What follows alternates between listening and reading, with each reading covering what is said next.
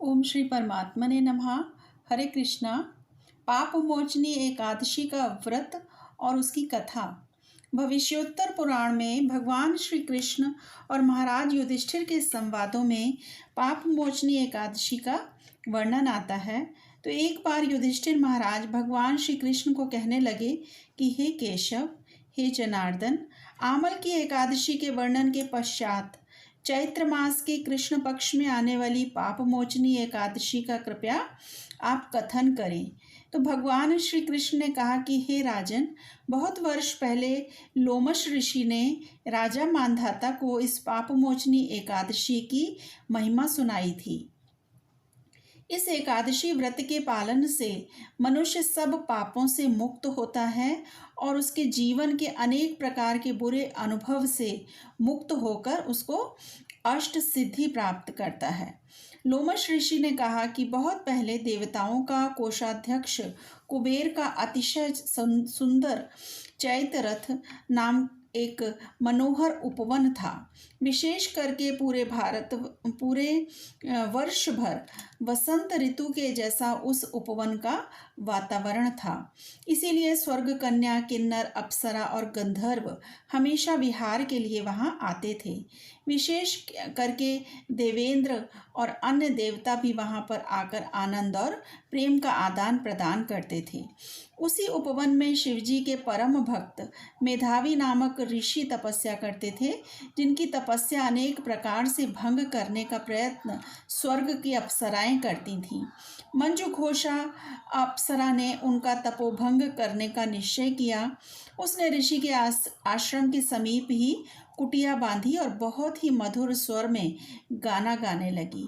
उसी समय शिवजी का शत्रु कामदेव भी शिव भक्त मेधावी ऋषि को जीतने का प्रयत्न करने लगे। शिवजी ने कामदेव को एक बार भस्म किया था। उसी का प्रतिशोध लेने के लिए कामदेव ने ऋषि के शरीर में प्रवेश किया। शुभ्र उपवीत धारण किए हुए मेधावी ऋषि च्यवन महर्षि के आश्रम में वास करते थे। कामदेव के शरीर में प्रवेश से मेधावी ऋषि भी कामदेव जैसे ही सुंदर दिखने लगे। उसी वक्त कामासक्त मंजू घोष उनके सामने आई और मेधावी ऋषि भी काम से घायल हो गए। उन्हें शिवजी की उपासना का विस्मरण हुआ और स्त्री संग में पूरी तरह मग्न रहे। स्त्री संग में उन्हें दिन रात का भी स्मरण न रहा। इस प्रकार अनेक वर्ष मेधावी ऋषि ने काम क्रीड़ा में बिताए। उसके पश्चात मंजू घोष ने जाना कि मेधावी ऋषि का अब पतन हो चुका है और उसे अब स्वर्ग लौटना चाहिए। तो प्रणय में मग्न ऋषि को वह कहने लगी कि हे ऋषिवर, कृपया अब मुझे स्वर्ग लोक में लौटने की अनुमति दीजिए। उस पर मेधावी ऋषि ने उत्तर दिया कि हे सुंदरी, आज संध्या को तुम मेरे पास आई हो, आज रात यहाँ रहकर सुबह तुम लौट जाना।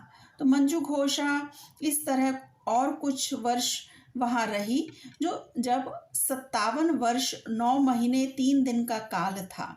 परंतु ऋषि के लिए यह काल केवल अर्धरात्रि समान था। पुनः स्वर्ग जाने की अनुमति लेने पर ऋषि ने कहा कि हे सुंदरी, अब प्रातः हो रही है, मेरी प्रातः विधि के पश्चात तुम जाना। तभी अप्सरा हंसते हुए कहने लगी कि हे ऋषिवर, प्रातः विधि को आपको कितना समय लगेगा? अभी तक आपको तृप्ति नहीं आई।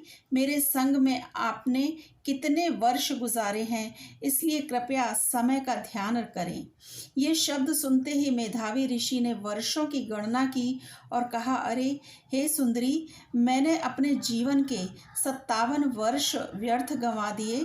तुमने मेरे जीवन और तपस्या इन दोनों का नाश किया है। ऋषि की आंखों में आंसू आए और उन्होंने मंजू घोष को श्राप दिया कि हे दुष्टे, तुम्हें धिक्कार है। तुमने मेरे साथ चुड़ैल जैसा व्यवहार किया है, इसलिए तुम चुड़ैल बनो। ऋषि से शाप मिलने के बाद मंजू घोषा ने कहा कि हे द्विजवर, कृपया ये कठोर श्राप आप वापस ले लीजिए। आप बहुत समय हमारे साथ रहे, हे स्वामी, कृपया दया कीजिए। इस पर मेधावी ऋषि कहने लगे कि हे देवी, मैं अब क्या करूं? तुमने मेरी तपोशक्ति तथा तपोधन का नाश किया है, फिर भी इस श्राप से मुक्त होने के उपाय सुनो। चैत्र मास के कृष्ण पक्ष में जो पाप मोचनी एकादशी आती है, उस दिन इस एकादशी व्रत का कठोर पालन करने से इस पिशाच योनि से तुम्हें मुक्ति मिलेगी। इतना कहकर मेधावी ऋषि अपने पिता च्यवन ऋषि के आश्रम लौट आए। अपने पतित पुत्र को देखकर च्यवन ऋषि को बहुत दुख हुआ।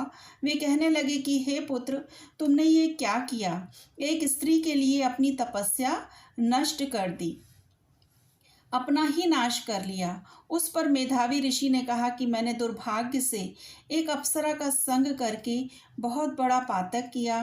कृपा करके इस पाप का योग्य प्रायश्चित बताएं।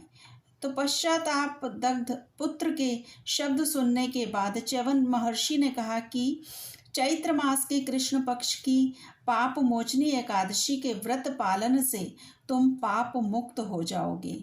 उत्साह और कठोरता से मेधावी ऋषि ने उस व्रत का पालन किया, जिसके प्रभाव से वे सभी पापों से मुक्त हुए।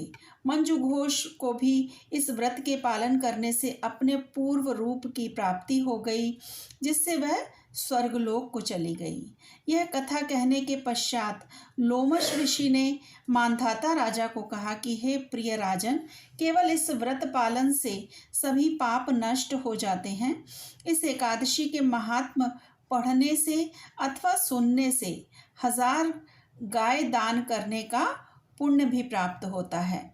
इस एकादशी व्रत का पालन करने से अनेक पापों से, जैसे कि भ्रूण हत्या, ब्रह्म हत्या, मद्यपान, गुरुपत्नी संग, इनका नाश हो जाता है। हरे कृष्णा। श्री कृष्ण अर्पणम अस्तु।